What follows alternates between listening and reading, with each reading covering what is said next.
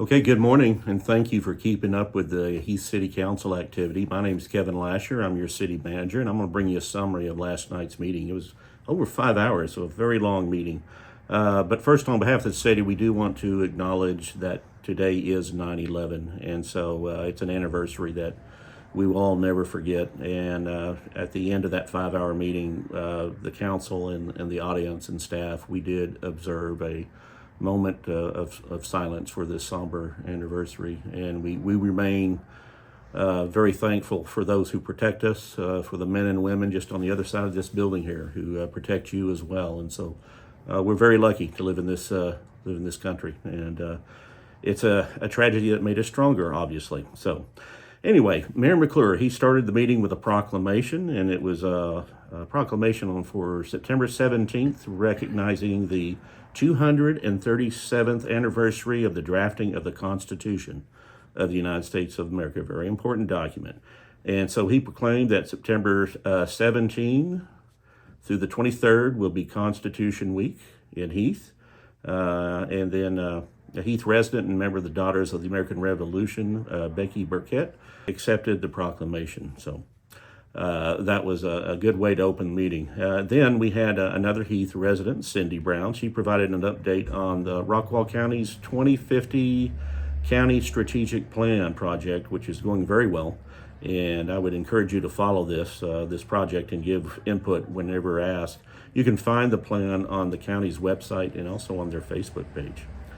And then after that, we got into the active part of the meeting. Our Public Works Director, Brian Creed, he provided an update on the design and construction of the new Public Works building. Now, this is going to be at the site at, it's addressed as 1284 FM 740. It's known as the Public Works Operations Facility. This is where we keep all of our equipment and the trucks and the lawnmowers and things like that.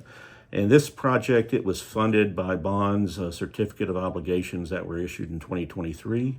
And we expect to begin early next year. So that'd be good to have an up-to-date public works facility for this city. Then we got into a very important agenda item. It was the budget. The council, they held a public hearing discussing and acting on a proposed tax rate. And that would be 29 cents per $100 of assessed valuation. And that would be applied for fiscal year 24 and 25. This rate will adequately support city operational needs and also the debt obligation while maintaining the fiscal responsibility. So, and then after that, they also acted on the proposed budget. The state law requires that they do two things when it comes to renewing the budget on an annual basis. First, you have to have a public hearing to approve the rate. Then you have to go and approve the budget. The budget is not a public hearing, and so, but they did review it. And the proposed budget, it outlines the city's planned expenditures and anticipated revenues, reflecting the city's priorities and providing all the services, the infrastructure, and ensuring, again, fiscal responsibility. There's going to be additional action. This budget has to be adopted before the end of September. So at the next meeting of September 24th, it will become effective by action on the council. Now, a lot of folks have asked what's in the budget in terms of the infrastructure needs. Well, there's a lot of money for putting in a couple of well sites. We're going to design a future water tower, which will be built in a subsequent budget cycle. But we also there's money in there for the new public works facility, which actually is a bond funded project, and then also a new fire station up north. And so we have to acquire land for that, and also acquire design and capital for that. Some improvements to City Hall, Hubbard Drive, the perpetual project that's lasts forever. Finally, we're going to get phase 2 done and get that completed.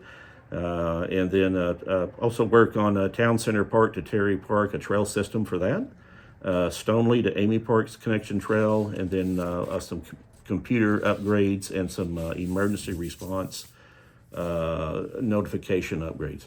This is a budget cycle. It began back in June, and for staff, it actually began in April.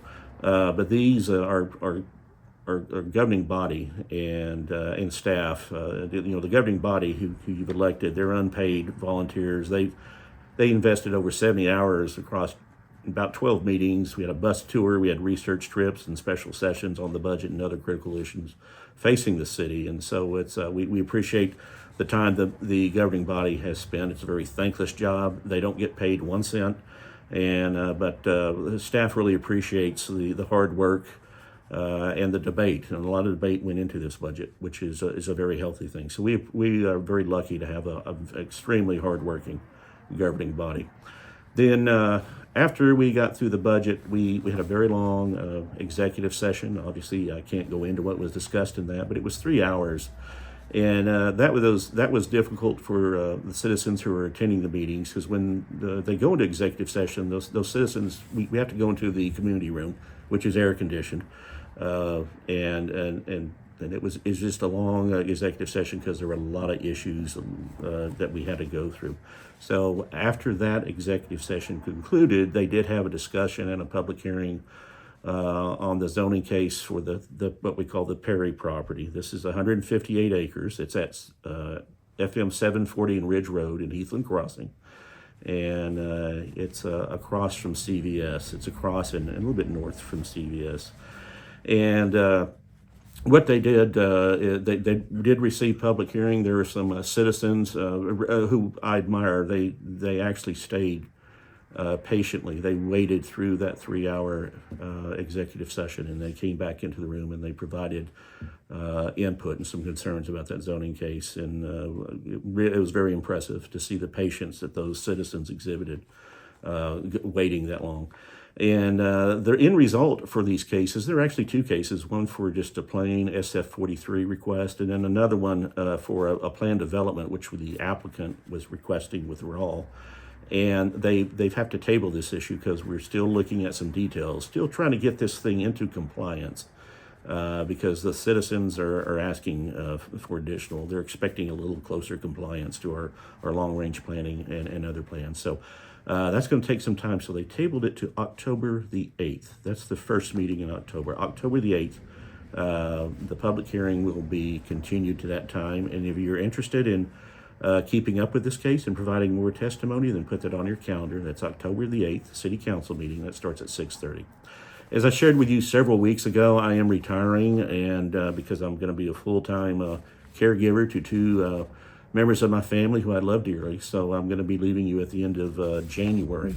But in order to start finding a replacement, the City Council, they did authorize me to go ahead and execute a contract with SGR. That stands for Strategic Government Resources, Inc., and we will begin that process quickly.